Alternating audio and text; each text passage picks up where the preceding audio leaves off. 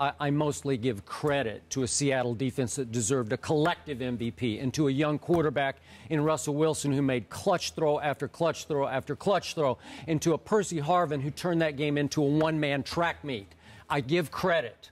Now, let's step back and consider Wes Welker. Somewhere Bill Belichick is shrugging and saying, this is what I don't miss about this guy, because this guy will go after his head coach, and he just did it again, going after John Fox. Was there some painful truth in what he spoke? I believe there is lots of painful truth there. If I were on the Broncos side, I wouldn't like it that he said it publicly, but for our sake, I'm glad he did. Because I thought Peyton Manning and company got blown off the football field by the early noise that they did not anticipate in that game. So I blame a John Fox, who Jarrett Bell reported during one of the weekly practices, turned down the crowd noise that they were using because he thought it wasn't going to be a factor.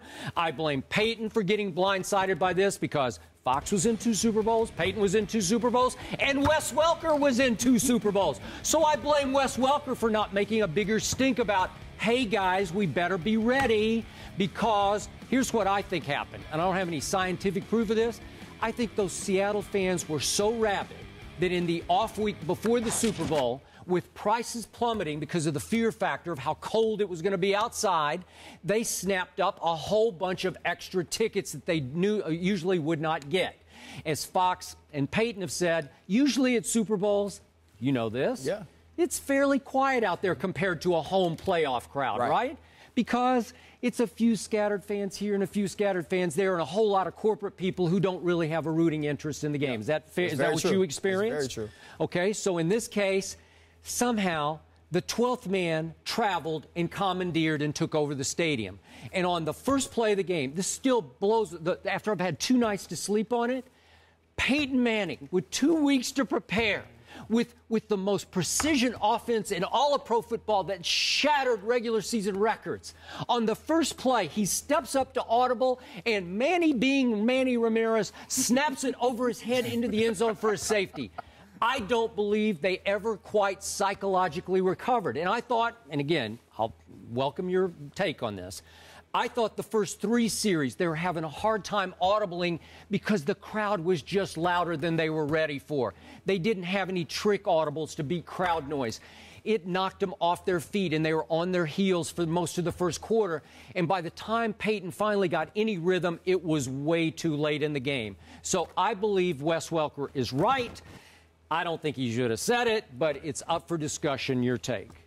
I don't blame that on anybody. And even if you say Peyton Manning, Wes Welker, John Fox, all these guys have been in Super Bowls, you still have to understand who you're playing against and the type of crowd that they're going to bring. I remember getting to Pittsburgh after they beat Seattle in the Super Bowl, and they talked about how that was a Pittsburgh Steelers Super Bowl crowd. Well, this year, with the 12th man and with the team that Seattle's had, these guys have traveled. And like you said, when the tickets were plummeting, they were picking up everyone they could. Even watching you guys' broadcast last week, when you see any film or any camera shot of New York City, it were 12th man jerseys, Russell Wilson jerseys, Richard Sherman jerseys, and they were everywhere. They were out in bunches. But you also have to look at the Denver Broncos and say, with your precision offense, with the games you've won on the road this year, none of that couldn't carry over to help you beat the noise. There was no way that Peyton Manning, Wes Welker, Demaryius Thomas, Eric Decker, these guys could get things going the same way they've gotten them going on the road in many other places. Even though Seattle had a lot of fans, it wasn't enough fans to make it a home crowd. It wasn't like playing in Seattle. But if you look at what Denver did, they did what they did all year. They threw short passes to Demaryius. They threw screens. They tried to hit West in the seam, tried to hit Julius Thomas in the seam. They just got beat by a better team. I thought what you said in the beginning was perfect. Give the credit to the Seattle Seahawks. That's who we blame for the Broncos losing. The Seattle Seahawks were a more physical team. They were better up front, and they were more excited to play football. I remember coming out the second half when they announced that Percy Harvin was, going back to take the kickoff.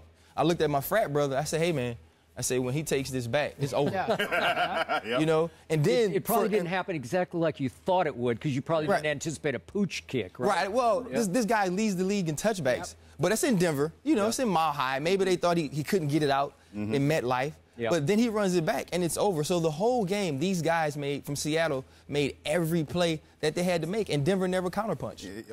All points are well thought out, but it comes back to the basic standpoint that, once again, Wes Welker is making an excuse.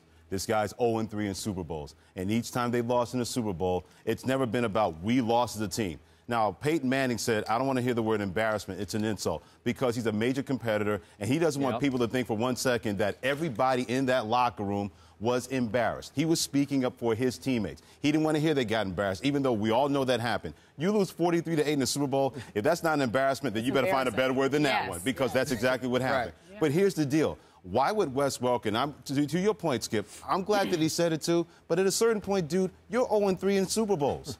Why are you starting to make an excuse each and every time? All of a sudden, it's John Fox's fault that this team wasn't prepared for crowd noise? Dude, you're playing on the biggest stage again for the third time in your career, and each time you have not succeeded on that big stage. Anytime they needed you, Wes Welker, the second you time, have a lot of Patriot fans thought he dropped. Somewhere Giselle Bundchen is saying, I told you guys in the airport. Same thing. Somewhere Tom Brady's wife is going, I told you guys in the airport that day that this guy was a problem. At a certain point, to your point, Ryan, the Seattle Seahawks beat the spit out of the Denver Broncos. 43-8 is no fluke.